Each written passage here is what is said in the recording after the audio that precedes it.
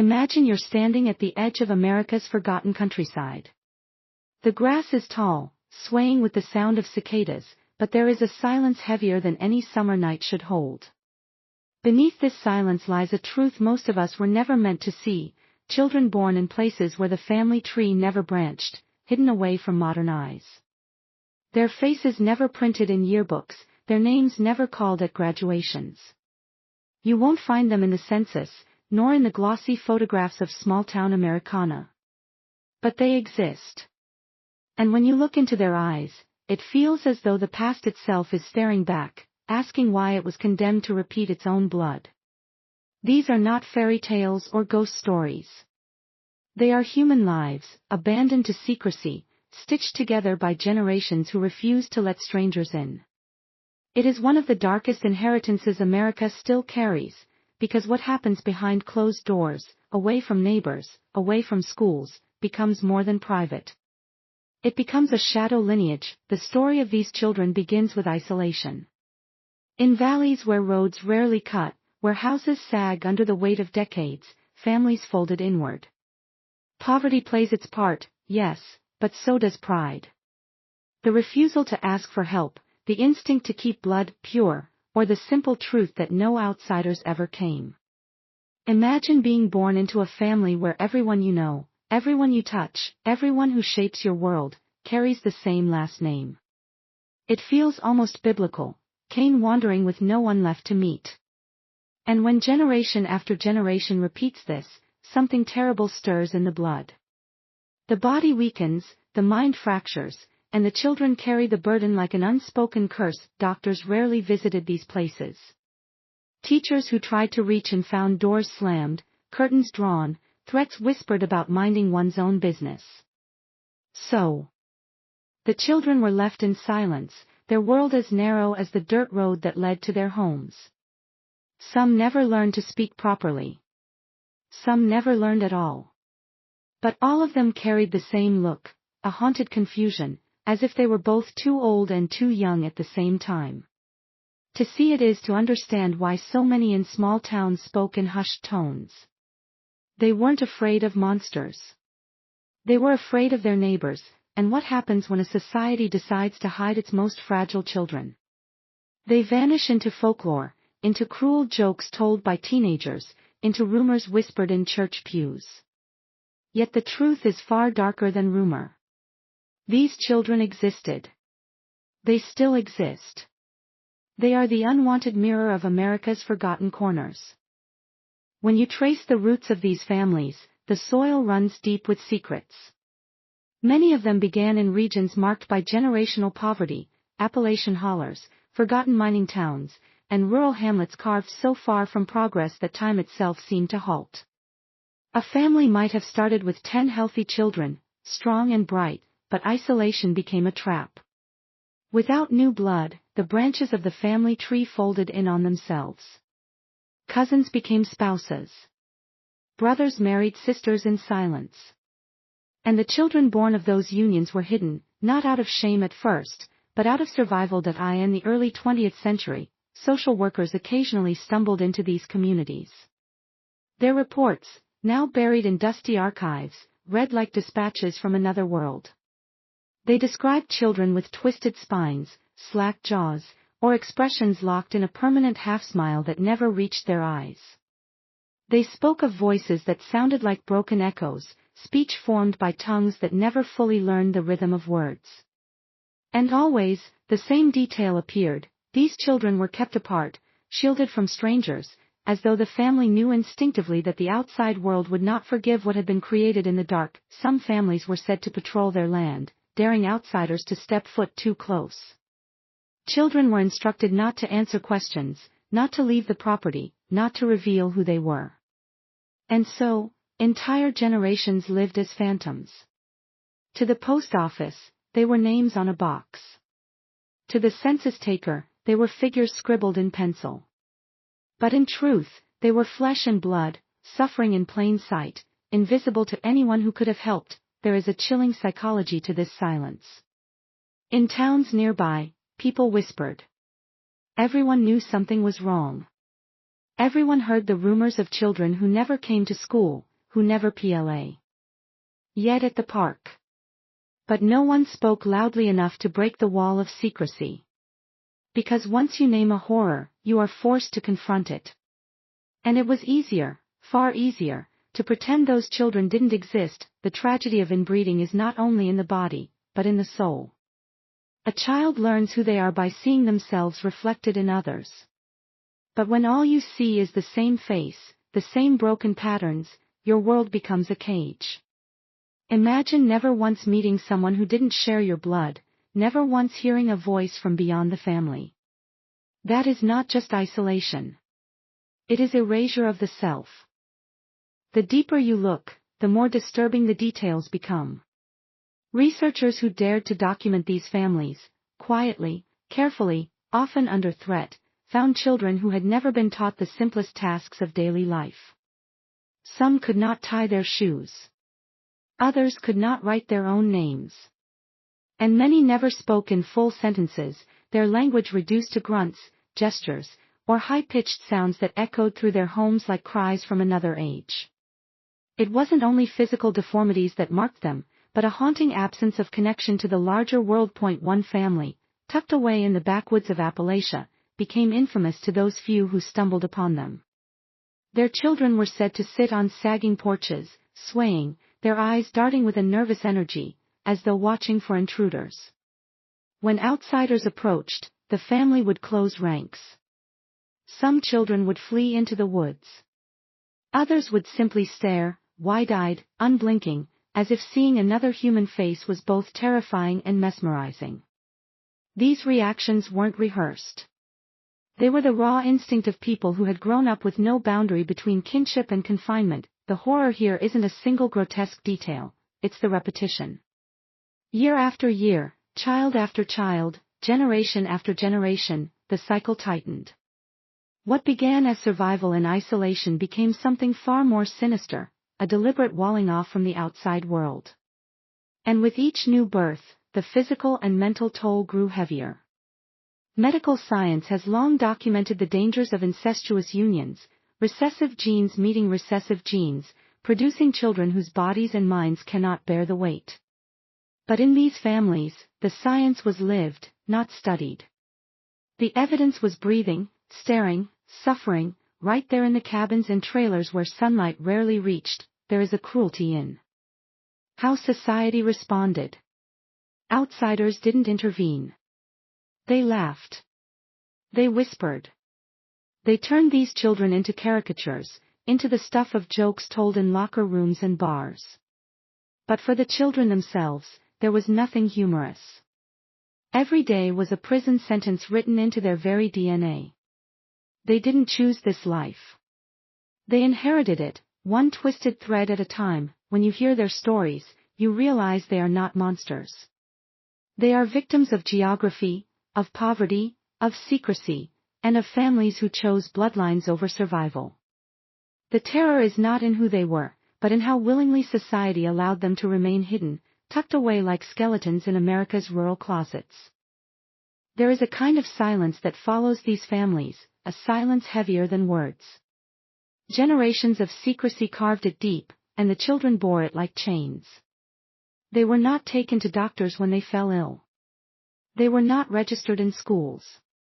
Birth certificates, when they existed at all, were often misspelled or incomplete, as though the act of writing their names was already too much exposure. To the outside world, these children might as well have never been born. Yet inside the family homes, their presence was undeniable, voices crying through the night, bodies confined to worn mattresses, the air thick with the stench of neglect, and in that suffocating environment, patterns emerged. Some children grew feral, wandering barefoot through the woods, their clothes in tatters, their minds barely tethered to the present. Others were kept indoors, sheltered not out of love, but out of fear, fear of being seen, fear of questions being asked. Imagine a childhood without laughter shared with friends, without books, without even the chance to dream of another life. For these children, survival was not a choice. It was a sentence. The haunting truth is how quickly the mind adapts to confinement. For those born into it, the walls do not feel like walls. They feel like the whole world. A child who has never seen beyond their own bloodline cannot imagine another way of living. They learn that silence is safety. They learn that obedience is survival. And by the time they grow old enough to question, it is already too late. Their bodies are frail, their minds stunted, their futures already erased. This is where the horror deepens, not just in the children, but in the adults who created them. Parents, uncles, aunts, cousins, all complicit in weaving a family web that bound itself tighter with every generation. Some may have believed they were protecting tradition. Others may have been driven by desperation or madness. But the result was the same: children born into a lineage that should have never continued, trapped in cycles of suffering no child should endure. If you're still watching, you're already braver than most. Tell us in the comments, what would you have done if this was your bloodline? Would you have stayed silent, or would you have broken free? Because silence, after all, is the very soil that allowed this darkness to grow. The photographs, when they surface, are the most unsettling of all. Grainy black and white snapshots, later faded Polaroids, even modern digital captures, each one revealing children whose features are familiar yet distorted, as if the human face itself is struggling under the weight of repetition. Eyes too close together. Mouths permanently slack. Bodies twisted in ways that make movement painful. But it's not just the deformities that disturb. It's the expressions. Some stare blankly into the lens, their gaze hollow, devoid of recognition. Others grin in unsettling half-smiles, as though the very act of being seen is alien, almost unbearable. To look at these photographs is to feel you are peering into a world never meant for outside eyes, yet behind every image lies a story of silence. Families who pose together, stiff and guarded, daring anyone to ask why the children looked the way they did. Neighbors who refused to speak aloud what they saw, fearing retaliation or shame. And authorities who, on the rare occasion they intervened, quietly filed their reports away, letting the cycle continue. Because what official wants to carry the burden of exposing an entire family's dark inheritance? Far easier to close the file, to forget, to let the hills and hollers swallow the truth, but the truth does not stay buried. Whispers grow into legends, legends into rumors, and rumors into something closer to folklore. Townsfolk speak of that family up the road, warning children not to wander too close. Teenagers dare one another to drive past the sagging homes at night, headlights off, hearts racing. In this way, the inbred children become both ghost story and cautionary tale. Yet for them, there is nothing mythical about their existence. They are flesh and blood, trapped in a living nightmare that outsiders prefer to turn into entertainment. The cruelty is doubled when you realize the children themselves did not ask for this. They did not choose their lineage. They did not conspire to create the suffering written into their very genes. They are the consequence, the byproduct of choices made long before they were born. And that is what makes this history so horrifying. It is not the grotesque details of appearance, but the knowledge that entire communities conspired, through action or silence, to let children be born into lives already broken. As time moved forward and America modernized, many believed these bloodlines had vanished, swallowed by the march of progress. Highways cut through the hills, new industries rose, and television brought glimpses of the wider world even to the most secluded towns. But isolation has a way of surviving progress. Some families simply retreated further inward, clinging to their secrecy with iron fists. Others faded into the landscape, their homes rotting into the earth, their children remembered only as rumors whispered over campfires. Yet even today, investigators and journalists stumble across traces, living proof that the shadows never fully disappeared. What lingers most is the psychological scar. Children who survived into adulthood often carried an emptiness that no amount of freedom could erase. Some were placed in institutions, their minds too fractured to navigate a world they had never been prepared for. Others stayed close to their families, unable to imagine anything else. And some, those rare few who escaped, spoke of the terror of stepping beyond their bloodline, of feeling as though they were betraying everything they had ever known. For them, freedom was not liberation. It was exile. The haunting part is that society still turns away. We live in an age of constant exposure, social media, smartphones, cameras everywhere, yet these forgotten children remain invisible. Perhaps it is willful blindness. To acknowledge them would mean acknowledging the depth of generational poverty, neglect, and cruelty that still exists in America's heartland.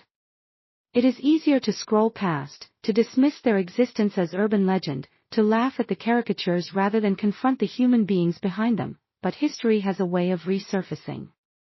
Records leak. Photographs are uncovered. A documentary crew ventures into a decaying neighborhood, and suddenly, the truth comes spillin' out like a wound that never healed. And each time it does, we are reminded of how thin the veil really is, how close these stories lie to the surface of modern America. They are not gone. They were never gone. They have simply been hidden, waiting for eyes willing to look into the past without flinching. To hear their stories is to stand at the edge of a mirror. On one side, the America we tell ourselves we are, modern, free, forward-looking. On the other side, the America we try desperately to forget, isolated, broken, and haunted by the children who were never allowed to step into the light. And so we arrive at the darkest truth of all, the realization that these children are not just a relic of the past, but a living reminder of how far people will go to protect their secrets. Generations have passed, yet the bloodlines remain etched into forgotten corners, their presence like scars across the American landscape. They stand as evidence of what happens when silence becomes law, when pride outweighs compassion, when isolation is allowed to dictate destiny. The most haunting part is not what they looked like, nor even how they lived, but how deliberately they were hidden. A society that prides itself on freedom and opportunity chose, again and again, not to see them. Neighbors turned away. Officials buried reports. And the rest of us, when confronted with glimpses of their reality, reduced them to grotesque stories and whispered jokes. It is easier to laugh than to acknowledge suffering. Easier to mythologize than to recognize a human face, but those faces are still out there, in photographs locked in basements, in medical records gathering dust, in the memories of those who dared to look and never forgot what they saw. And if you have listened this far, you already understand the weight of this history. It is not folklore. It is not rumor. It is the American underbelly, a lineage of children born into cages they never built, punished for the sins of generations before them. The question that lingers is not simply how this could have happened, but why it was allowed to continue. Perhaps the answer is too painful to admit, because these children lived in places we did not want to look, in families we did not want to acknowledge, carrying burdens we did not want to share. And so we looked away. And when we look away, darkness thrives. That if there is any lesson in their suffering, it is this: silence is not protection. Secrecy is not survival. And every child, no matter where they are born, deserves a chance to be seen. To deny that is to deny humanity itself. This has been one of the most unsettling journeys into the forgotten layers of American history. If you found yourself disturbed, unsettled, or even haunted, remember that these feelings are the faintest echo of what those children lived through every single day. And perhaps the only way to honor them is not with laughter, nor with fear, but with remembrance. Because once you have seen their eyes, you cannot forget. And maybe, just maybe, you were never meant to.